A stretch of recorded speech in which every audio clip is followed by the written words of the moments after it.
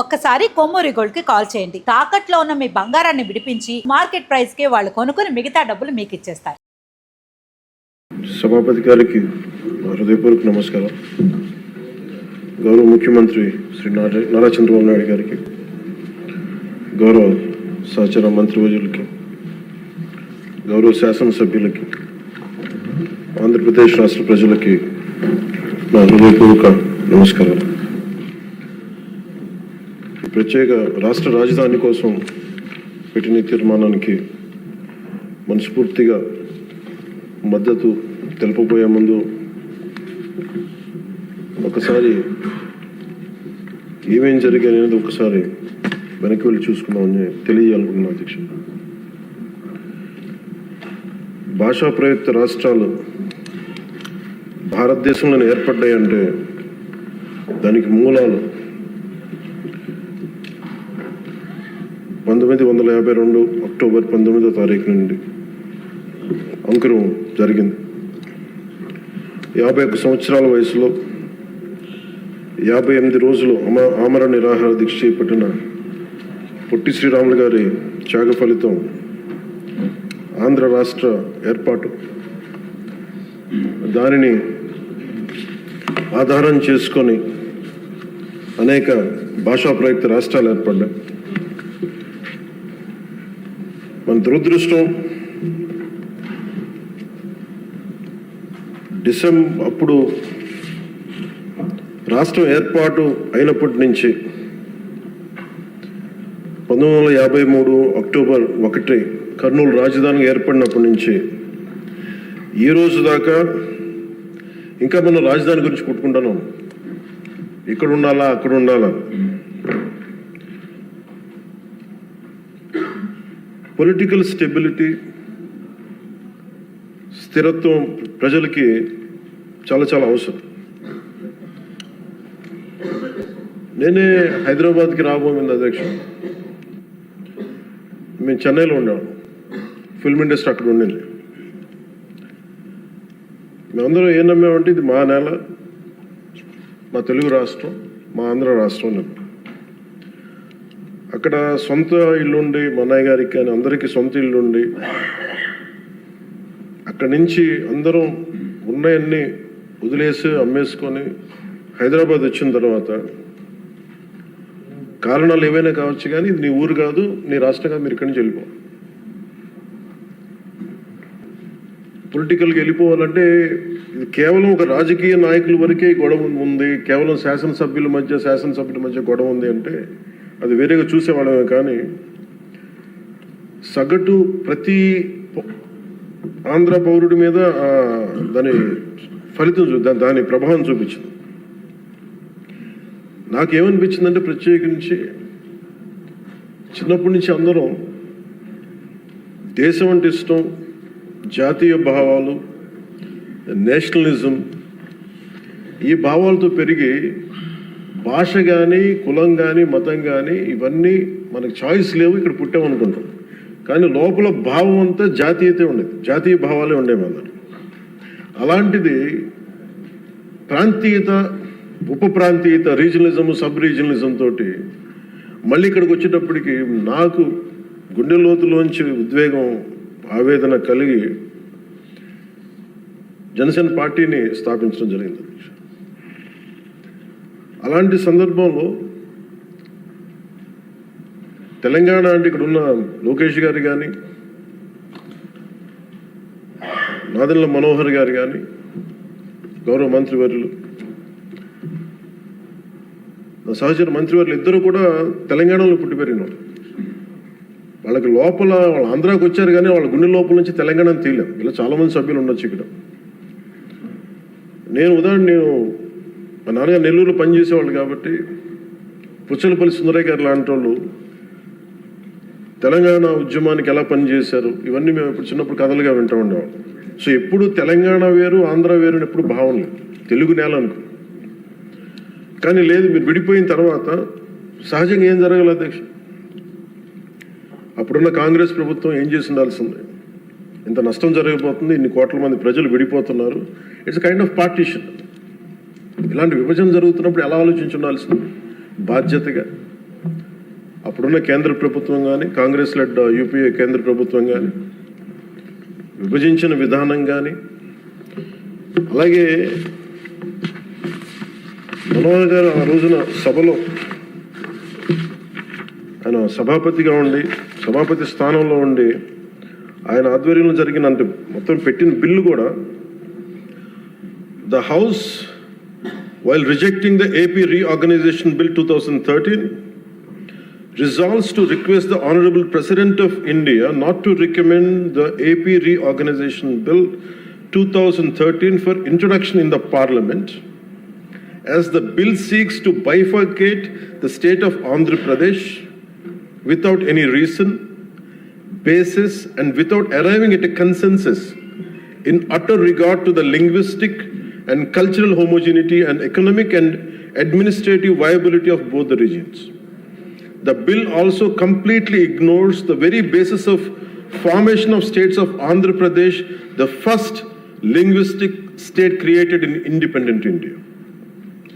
దీంట్లో ప్రత్యేకించి మీరు చూస్తే utter disregard to the linguistic and cultural homogeneity and economic and administrative viability. ఇందాక లోకేష్ గారు చెప్తున్నప్పుడు కనీసం ఆఫీసులు కూడా లేవని ఫోటోలు చూపిస్తూ ఉంటే, నేను అప్పుడు ముఖ్యమంత్రి గారిని కలవడానికి వచ్చినప్పుడు ఆయన ఆఫీస్ చూశాను. ఏదో ఇంజనీరింగ్ ఆఫీస్లో కూర్చొని ఆయన చేసే విధానం అంటే, ఆయన క్వైట్ ఆప్టిమిస్ట్ కాబట్టి, ఆయన చాలా బలమైన ఆశావాది కాబట్టి, ఇక టెంట్ వేసుకుని మనం చేద్దాం, డెవలప్మెంట్ చేద్దాం అన్న ముందుకు తీసుకెళ్తా ఉన్నారు. ఇలాంటి సందర్భంలో దీనికి ఒకసారి ప్రజల దృష్టికి కూడా తీసుకురావాల్సింది.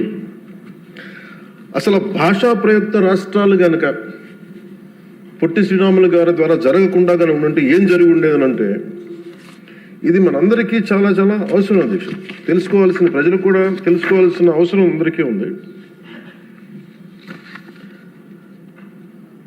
ఆంధ్రప్రదేశ్ రాష్ట్రం ఏర్పడకుండా కనుక ఉండుంటే భాషా ప్రాతిపాదికన తెలంగాణ ఈ రోజున మహారాష్ట్రలోని, తెలంగాణ పూర్తి తెలుగు రాష్ట్రం వెళ్ళేది కదా అధ్యక్ష. మహారాష్ట్రలోని నాందేడు, పర్బని, బీడ్, ప్రస్తుతం సంభాజీనగర్ అయిన ఔరంగాబాద్, ఉస్మానాబాద్ జిల్లాలో కొంత భాగం, కర్ణాటకలోని గుల్బర్గా, బీదర్, రాయచూరులో కొంత భాగం కలిసి ఉంది. 1956 అదే భాషా ప్రాతిపాదికన ఈరోజు కేరళ ఏర్పడింది అంటే, మద్రాస్ ప్రెసిడెన్సీ నుంచి మలబార్ జిల్లా, కాసర్గోడ్, ట్రావెన్కోర్, కొచ్చిన్తో కలిసి మళ్ళీ కేరళ రాష్ట్రం ఏర్పడింది. అలాగే ఈ రోజున మనం చెప్తున్న మైసూర్ దీని రాష్ట్రం, బళ్ళారి, కొల్లేగల్ తాలూకా, సౌత్ కెనరా కలిసి కన్నడ మాట్లాడే ప్రజలు కర్ణాటక రాష్ట్రం ఏర్పడింది. బాంబే ప్రావిన్స్, మహారాష్ట్ర, గుజరాత్ ప్రత్యేక రాష్ట్రాలుగా ఆవిర్భవించాయి. తర్వాత పంజాబ్, హర్యానా, అన్ని రాష్ట్రాలు భాషా ప్రయుక్త రాష్ట్రాలుగా మన ఆంధ్రప్రదేశ్ త్యాగంతో నలిగిపోయి ఉనికితో ఏర్పడ్డ తర్వాత తిరిగి మనకి ఒక రాష్ట్రం కావాలి, మనకి ఇది కావాలంటే ఈరోజు రాజధాని లేకుండా ఇన్ని 70 సంవత్సరాల పై, దాదాపు 68-70 సంవత్సరాలు అయినా కానీ, 6 దశాబ్దాలు దాటినా కానీ ఇంకా మనం ఒక రాజధాని లేని రాష్ట్రంగా, ఇంకా సరైన వసతులు లేని రాష్ట్రంగా, ఒక అడ్మినిస్ట్రేటివ్ సౌకర్యాలు లేని రాష్ట్రంగా, ఒక హైకోర్టు సమూలంగా బలమైన హైకోర్టు లేని రాష్ట్రంగా ఇంకా మనం కొట్టుకుంటానే ఉన్నాం. ఇది నిజంగా చాలా ఆవేదన కలిగించేది, చాలా బాధ కలిగించేది. ఒకసారి అనిపిస్తుంది అసలు భాషా ప్రయుక్త రాష్ట్రాల ఏర్పాటుకు లేకుండా ఉండి ఇంకోలా ఉండేదేమో పరిస్థితి అని. మన అన్ని రాష్ట్రాలకి, దేశం మొత్తం మీద మనకి జాగ్రఫీలు మార్చి మన జాగ్రఫీని తుడిచిపెట్టేసుకుని అటు ఇటు ఇంకా ఎలా కొట్టుకుంటా ఉన్నాం. ఒక క్యాపిటల్ లేదు, ఇంకోటి లేదు. ఇవన్నీ నేను ఆలోచించే 2014లో బేషరతుగా ఎలాంటి కండిషన్స్ లేకుండా ఒకేసారి కూర్చొని నేను ఎందుకు చంద్రబాబు నాయుడు గారి నాయకత్వం తెలుగుదేశంకి మద్దతు పలికానంటే, ఇది నా దేశం మీద ఉన్న ప్రేమ, నా ఆంధ్రప్రదేశ్ నేల మీద ఉన్న గౌరవం. ఇది ఎందుకంటే ఆయన లాంటి వ్యక్తి ఒక 4 దశాబ్దాల అనుభవం ఉన్న వ్యక్తి, నాయకుడు. ఆయన లాంటి వ్యక్తి చేతిలో ఆంధ్రప్రదేశ్ ఉంటే చాలా బాగుంటుంది. వారు నిర్ణయం తీసుకున్నారు అమరావతి రాజధానిగా ఉండాలి అని. అప్పటికి మనం రింగ్ రోడ్స్ ఇవన్నీ గొడవలు చూసాం. ఎక్కడైనా సరే భూ సమీకరణ అంటే చాలా గొడవలు ఉంటాయి. అలాంటిది 32,000 33,000 పైచిలకు ఎకరాలు తీసుకుంటున్నప్పుడు 80 to 90% చాలా సజావుగా సాగింది. అది నేను ఆ రోజుల్లో ఉన్నాను. ఉన్నప్పుడు కొన్ని పరిస్థితులు వచ్చినాయి. ఉదాహరణకి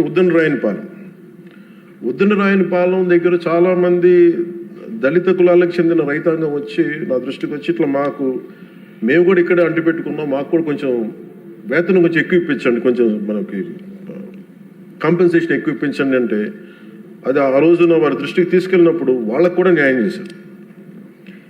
ఇవన్నీ చేసిన తర్వాత ఎక్కడో ఒక చోట ముందుకు వెళ్తున్న పరిస్థితుల్లో 1924 ప్రభుత్వం మారింది. ప్రభుత్వం మారిన తర్వాత అసలు దాని మీద ఎంత కక్ష కట్టారంటే అంటే ఈ లోపుల్లోనే దాని మీద చాలా అభండాలు వేశారు. ఖచ్చితంగా భూమిని తీసుకుంటున్నప్పుడు కొన్ని సమస్యలు వస్తాయి అధ్యక్ష. అయిష్టత ఉన్నవాళ్ళు ఉంటారు, మొత్తం 100% సంతోషంగా ఎవరు, కానీ మెజారిటీ ప్రజలు మట్టుకు ఇష్టాపూర్వకంగా ఇచ్చారు. అందరూ నాలాగే నేను ఎలా అయితే వచ్చానో మన రాజకీయాల్లోకి మన ఉనికిని కోల్పోయాం, ఆంధ్రప్రదేశ్కి ఉనికి లేదు, రాజధాని లేదనేది నేను అమరావతి జిల్లా సంబంధించిన రైతాంగం అందరితో మాట్లాడితే చాలా ఎక్కువ శాతం మంది మా ఇష్టం తెస్తున్నాం. ఇక్కడ మేము నేల పోగొట్టుకున్నాం, హైదరాబాద్ పోగొట్టుకున్నాం, మేము ఇస్తాం అని చెప్పి చాలామంది సంతోషంగా ఇచ్చారు. ఇందాక కేశవ్ గారు చెప్పినట్టుగా ల్యాండ్ తీసుకోవాలంటే గొడవలు వస్తాయి. అలాంటిది 30,000 పైన ఎకరాలు తీసుకుంటున్నప్పుడు ఎక్కడా కూడా ఎలాంటి ఇబ్బంది లేకుండా, గొడవలు లేకుండా, కేవలం సామరస్యపూర్వకమైన చర్చల ద్వారా అంటే ఓన్లీ ఆ చర్చలు కూడా దేనికి సంబంధించి మాకు ఎంత కాంపెన్సేషన్ ఉంటే మాకు ఎటువంటి దానివల్ల గౌరవ మంత్రి నారాయణ గారి ఆధ్వర్యంలో చాలా సానుకూలంగా సాగింది. పరిస్థితులు ఏమైనప్పటికీ 1924 మధ్యలో ప్రభుత్వం రాలేకపోయింది, ఆ రోజునున్న ఆ ప్రభుత్వం రాలేకపోయింది. వచ్చినప్పటి నుంచి అసలు ఎలాంటి గొడవలు జరిగినాయి అంటానికి చాలా మీకు ఎంత బాధ కలిగించే అంశాలంటే ఇంట్లో నుంచి బయటికి రాని ఆడవారు అసలు బయటికి రావాలంటే ఆలోచించేవాళ్ళు. అలాంటి ఆడపడుచుల మీద కష్టం, శారీరక శ్రమ తప్ప వాళ్ళ ఒంటి మీద వాళ్ళ శారీరక శ్రమ తప్ప ఇంకేమీ తెలియని వీళ్ళందరూ ఇష్టంతో పొలాలు ఇస్తే ఈరోజు ఇక్కడ రాజధాని లేదు, ఇక్కడ ఉండదు అనే గత వైసీపీ ప్రభుత్వం చేసిన దీనికి నాకు జనసేన పార్టీ కార్యాలయానికి వచ్చి ఆడపడుచులు ఎలా దెబ్బలు కొట్టారు, పోలీసులు ఎలా కొట్టారు అనేది నాకు ఇది వివరించే దృశ్యాలు అధ్యక్ష. అలాగే ఎలాగ వీళ్ళని వచ్చి ఎన్ని రకాల కష్టాలతో ఉన్నాం, మాకు ఏం చేస్తున్నారు అనేది మా జనసేన పార్టీ ఆఫీస్ దృష్టికి తీసుకొచ్చారు. ఆవిడకి ఇక్కడ చూస్తే మీకు ఎలా కొట్టారు పోలీసులు అనేది ఆవిడ ఏడుస్తుంది. నేను ఇంట్లో నుంచి ఎప్పుడు బయటికి రాలేను, నా బిడ్డల భవిష్యత్తు కోసం ఇస్తే నన్ను ఎలాంతా దారుణంగా కొట్టారు చూడండి అని చెప్పి మేము చెప్పుకోలేకపోతున్నాం, మేము కూర్చోబెట్టి ఎక్కడెక్కడ కొట్టారు మీకు చెప్పలేకపోతున్నాం అనేది ఆవిడ చాలా హృదయ విదారకంగా చెప్తుంది. ఈయన పాపం పనిచేసుకున్న రైతే, ఆయన మాకు ఎందుకు కాంపెన్సేషన్ ఇవ్వట్లేదు అని అమరావతి గురించి ఎందుకు మీరు కంటిన్యూ చేయారంటే ఆయన మీద దాడి చేసి రిపీటెడ్గా ఆయన కొట్టింది ఆయన చూపిస్తున్నారు. ఇదే చూస్తే ఇక్కడ ఈ ఆడపడుచున్నాడు.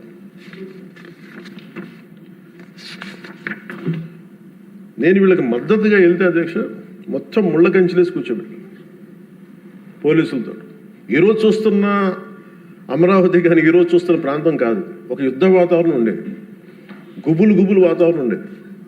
చట్టసభల్లోనే ఇందాక లోకేష్ గారు చెప్తున్నట్టుగా చట్టసభలోనే దాడులు చేసే పరిస్థితిలో ఉన్నప్పుడు ఇంకా బయట శాసనసభ్యులకే రక్షణ లేనప్పుడు, ప్రతిపక్ష నాయకులుగా ఉన్న చంద్రబాబు గారికి రక్షణ లేనప్పుడు ఇంకా సగటు రైతుకి ఏ రక్షణ ఉంటుందో మీరు ఊహించుకోగలరు. అలాంటిది మేము కూర్చోబెట్టి బయటకు వస్తే అధ్యక్ష మొత్తం ముళ్ళ కంచెలు వేసి మమ్మల్ని ఇక్కడ కూర్చోబెట్టి మీరు 15 నిమిషాలు కూర్చుంటే వెళ్ళిపోతామంటే ఇంకా నాకు విసుగొచ్చి గొడవ పెట్టుకొని మీరు వదిలితే వదలండి, లేదంటే మీరు కంచెల నుంచి ఒళ్ళు చిరిగిపోయినా ముందుకెళ్తామని చెప్పి ఆ పొలాల మధ్యలో నుంచి వెళ్తే అప్పుడు కూర్చోబెట్టి గొడవ పెట్టుకుంటే పోలీసులు వెళ్తే వాళ్ళందరూ చెప్పుకున్న బాధ అధ్యక్ష, వాళ్ళ ఏడుపుల అధ్యక్ష, పాపం ఈ రైతులు కన్నీళ్ళు చాలా ఇవన్నీ ఆవేదన కలిగించింది. ఈ అబ్బాయి అయితే ప్రత్యేకించి నోటి మాట కూడా రాదు అధ్యక్ష. ఈ అబ్బాయికి బాధ ఎలా కొట్టారో కూడా అబ్బాయి చెప్పలు. ఈ అబ్బాయి వీళ్ళందరూ కూడా దళిత కులాలకు చెందిన కులాలు అధ్యక్ష. ఈ అబ్బాయికి మాట కూడా రాదు, ఏడుస్తా వేదం అంటే ఏం చెప్పాలో తెలియట్లా, భాష లేదు ఆ భావానికి, ఆ ఏడుపుకి, ఆ వేదనకి భాష లేదు. ఆ సైగలతోటి ఆ రాడి వచ్చిన ఒక మోగ గొంతుతోటి మాట్లాడుతుంటే నా గుండె కరిగిపోయింది. రైతాంగం అందరూ వచ్చి మమ్మల్ని రిపీటెడ్గా మాకు హెల్ప్ చేయండి, మీరు నిలబడాలంటే ఇవన్నీ కూడా నేను అప్పుడు మేము అలయన్స్లో ఉన్న భారతీయ జనతా పార్టీ కేంద్ర నాయకత్వం దృష్టికి తీసుకెళ్ళి ఆ రోజున జనసేన పార్టీ నుంచి చాలా బలంగా నిర్ణయం తీసుకున్నాం. ఆంధ్రప్రదేశ్కి ఉండేది ఒకే ఒక రాజధాని, అది అమరావతి అవుతుంది. అది మేము చాలా క్లియర్ కట్గా మేము చాలా బలంగా తీసుకున్నాం అధ్యక్ష. ఇది తీసుకున్న తర్వాత మాకు అక్కడి నుంచి 3 రాజధానులు అంటే సమస్యని పరిష్కరించకపోగా జటిలం చేశారు వీళ్ళందరూ. మేము అలయన్స్కి ప్రత్యేకించి మేము పెట్టుకుంది ఆంధ్రప్రదేశ్కి ఒకటే ఏక రాజధాని ఉంటుంది, దాన్ని ముందుకు తీసుకెళ్తాం. అదే కమిట్మెంట్తో వచ్చాం అధ్యక్ష. ప్రజలు దాన్ని అర్థం చేసుకున్నారు. మనస్ఫూర్తిగా దీనికి 164 సభ్యులతోటి ఎన్డీఏ కూటమిని గెలిపించారు. ఈ రోజున మేము ఆ మాట నిలబెట్టుకునే భాగంలో ఒక అడుగు, బలమైన అడుగు పాదముద్ర పడింది అధ్యక్ష. ఇది చట్టసభల్లో ఇచ్చే మాట జస్ట్ ఒక సింపుల్ ప్రామిస్ కాదు, ఏదో చేస్తాం అలా కాదు. చట్టసభలో ఇచ్చే మాట ఇట్స్ కమిట్మెంట్, అంటే వాగ్దానం అధ్యక్ష. ఏదో ఇచ్చాం కదా మాట అలా కదా, ఇది వాగ్దానం అనే పదమే వాడతాం. వాగ్దానం అంటే మేము కష్ట నష్టాలు వచ్చిన commitment is what transforms a promise into a reality. This is what set by Lincoln. Commitment ఉన్న చోట కన్సిస్టెన్సీ ఉంటుంది. అందుకే మేము ఈ రోజున ఎన్డీఏ కూటమి ప్రభుత్వం చంద్రబాబు గారి నాయకత్వంలో we are committing, we have committed, we will make sure this is only going to be the capital of state of Andhra Pradesh. We will take it forward.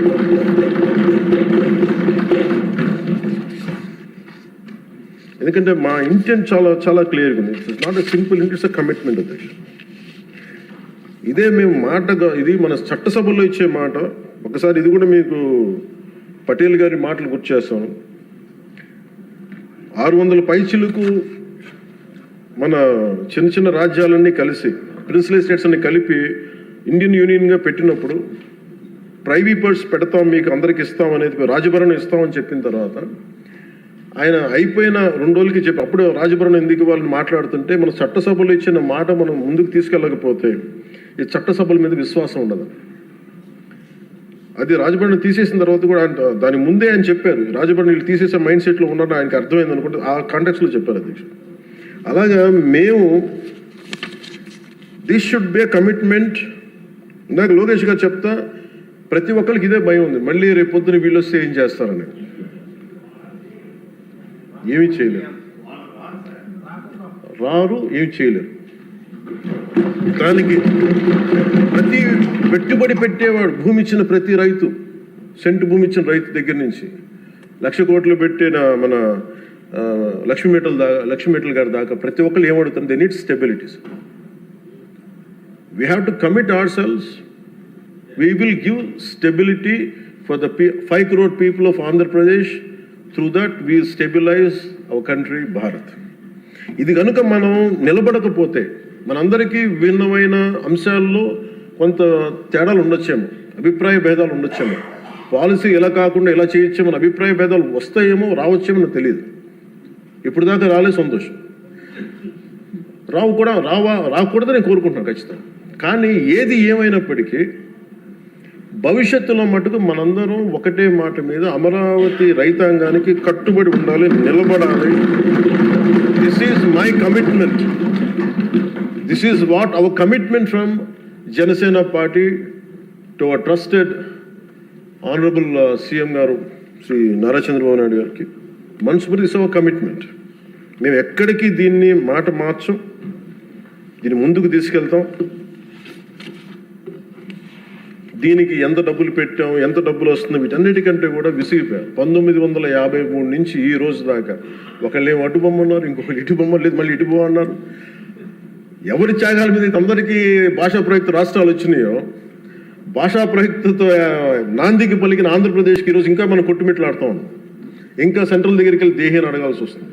మాకు ఇవి ఇవ్వండి, మాకు ఆఫీసులు ఇవ్వండి, లేదా ఇందాక మీరు చెప్పిన ఆ షెడ్యూల్స్ రావాల్సిన ఆఫీసులు కానీ ఇంకా రావాల్సిన ఏమి రాలేదు. ఇంకా అడగాలంటే మన గొంతు చాలా బలంగా ఉంది. సబ్ రీజనలిజం అనే యాటిట్యూడ్ తీసేయాలి మన దగ్గర. మీరు ఉత్తరాంధ్ర, మీరు రాయలసీమ, ఏంటి రాయలసీమ, ఏంటి ఉత్తరాంధ్ర, ఏంటి గోదావరి జిల్లాలో అన్నీ కలిపి ఆంధ్ర కాదా? అందరూ మాట్లాడి తెలుగు వాళ్ళం కాదా? అసలు తెలుగు జాతి ఐక్యతగా మనం మాట్లాడుకున్న మైండ్ సెట్ నుంచి నిజంగా బాధ ఏంటంటే మన ఆంధ్ర కన్ఫైన్ అవ్వాల్సి వచ్చింది. ఫైన్, భావంలో తెలుగు జాతి ఉంది కానీ గుండెల్లో ఓకే, మనకు reality is Andhra, okay, let us accept Andhra. మళ్ళీ దీంట్లో కూడా ఇందాక మీరు చెప్తున్నారు, లోకేష్ గారు చెప్తామంటే మీ ఉత్తరాంధ్రకి అవసరం లేదా అంటే, ఇంకా మనలో కూడా మనకి సబ్ రీజన్స్ పెట్టుకుంటే ఈ రాష్ట్రానికి ఎవరు రక్షించలేడు. మన ఎంతమంది ఉండి మీరందరూ చదువుకున్న వాళ్ళు, అద్భుతమైన ఏమంటారు అనుభవం ఉన్నవాళ్ళు, మీరు కూడా మీరు కూర్చోబెట్టి దీన్ని బలంగా ప్రజల దగ్గర తీసుకెళ్ళిపోయి ఇదంతా మంది ఒకటే నేల, ఒకటే రాష్ట్రం, ఒకటే భాష, ఒకటే జాతిని మనం బలంగా బల్లగుద్ది చెప్పకపోతే గెలుపు ఎక్కడ ఉంటుందంటే మన బలహీనత వాళ్ళ గెలుపు. అది గుర్తుపెట్టు, మన బలహీనత, మన అనైక్యత. వాళ్ళని చూసి మనం ఏం ఆలోచించగలరు. రేపు పొద్దున వీళ్ళు వచ్చేస్తారంటే, ఎప్పుడు వస్తారంటే నేను చెప్తున్నాను మీకు, మనలోని అనైక్యత, మనలోని అవగాహన లోపం ఉంటే వాళ్ళకి ఆ బలం ఉంటుంది. అసలు ఆ పరిస్థితి మనలో రానప్పుడు అలాంటి పరిస్థితులు ఎప్పటికీ ఉత్పన్నం కావు. స్టెబిలిటీ ఫర్ దిస్, ఒక జనరేషన్ స్టెబిలిటీ ఇవ్వాలి మన Andhra Pradesh. I'm committing for that. ఒక generation stability 25 to 32 years stability ఆంధ్రప్రదేశ్కి ఇవ్వాల్సిన అవసరం ఉంది. ఇది ఈ రోజున ఇక్కడ ఉన్న వాళ్ళు ఎవరు కూడా అధ్యక్ష, ఎవరికి డబ్బులు అవసరం లేదు, ఎవరి పనులు వాళ్ళకు ఉన్నాయి, ఎవరి జీవితాలు వాళ్ళకు ఉన్నాయి, ఎవరు వ్యాపారాలు వాళ్ళకు ఉన్నాయి.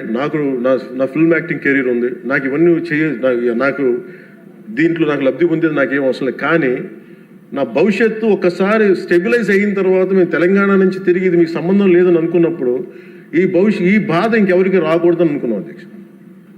స్టెబిలిటీ పోగొట్టుకు డీస్టెబిలైజ్ అవ్వకూడదని ఒక వేదంతో ఈ రోజున అన్నీ వదులుకొని తిట్లు తిని, ఇంట్లో ఆడబిడ్డలను తిట్టించుకొని, ఇంట్లో నా భార్యని తిట్టి, బూతులు తిట్టి, ఇంతమంది అందరి మీద కేసులు, మన పార్టీ వ్యక్తుల మీద కేసులు పెట్టి, అటెంప్ట్ టు మర్డర్ కేసులు పెట్టించుకొని ఇవన్నీ చేయాల్సిన అవసరం లేదు. కానీ ఎందుకు చేస్తున్నాం అంటే we want to make sure criminalisation into politics can not be tolerated, will never be tolerated.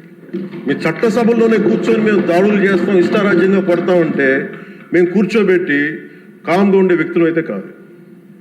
మనందరం ఇవ్వాల్సింది కూడా చాలా బలంగా, we are here to give solid stability for Andhra Pradesh. తద్వారా పెట్టుబడులు చాలా బలంగా వస్తాయి.